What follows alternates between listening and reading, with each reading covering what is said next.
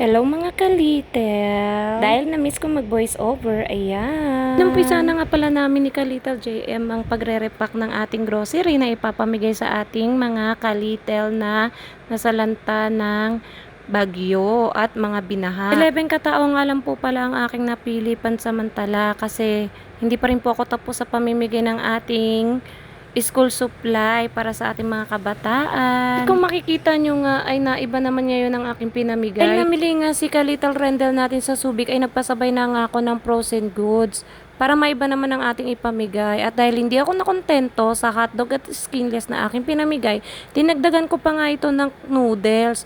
Syempre, ang mga pang-araw-araw na pangangailangan ng ating mga kababayan, yun ang mas importante. Syempre, hindi mawawala ang ating bigas. Ayan, habang nagre-repack nga kami, syempre may kasamang kwentuhan na rin. Salamat kay Little JM sa pagtulong sa akin sa pagre-repack. Nagre-repack nga kami, napatanong ang ating ka-Little Eunice na, "Tita, hindi ka ba napapagod? Araw-araw kang umaalis ha."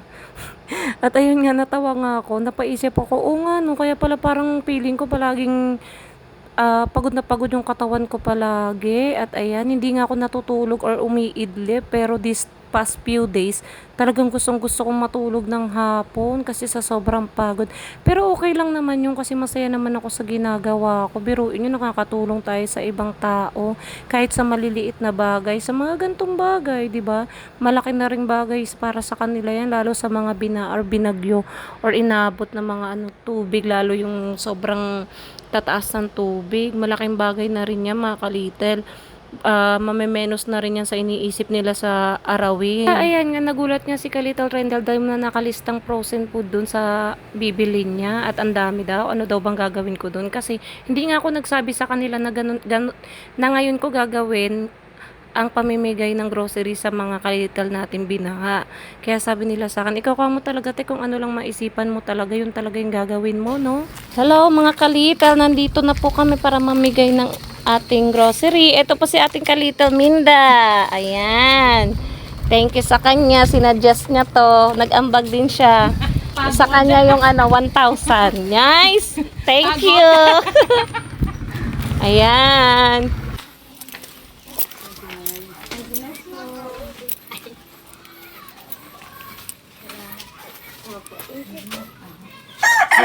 Ito ba sa Jim? Asensya na po, may Thank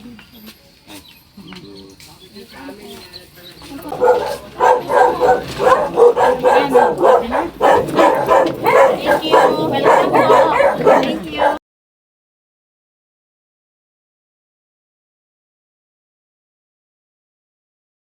At nagumpisa na nga magmaneho si ating Kalitel Rendel gamit ang aming bagong e-bike. Ayan. O diba, napaka-usable din talaga ng aming e-bike. Nakakatuwa. Kasama na namin siya ngayon sa pamimigay ng ayuda.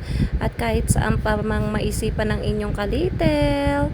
Thank you talaga sa ating Kalitel Minda na sinuggest kung sino-sino ang mabibigyan. Kasi bago pa lang po ako sa lugar na yan kaya hindi ko pa masyadong kilala yung mga kapitbahay namin dyan. Kaya ayan, nakakatuwa, nakakataba ng puso kasi sa mga ngiti pa lang nila at pasasalamat na ko, busog na ako. Maraming salamat din po sa inyong lahat. Ang tagal-tagal ko nang ginagawa to pero nahihiya pa rin talaga ako sa tuwing magpapasalamat sila sa akin. Ewan ko ba? At ayan, syempre hindi pwedeng wala ang ating Kalitel Minda. Thank you!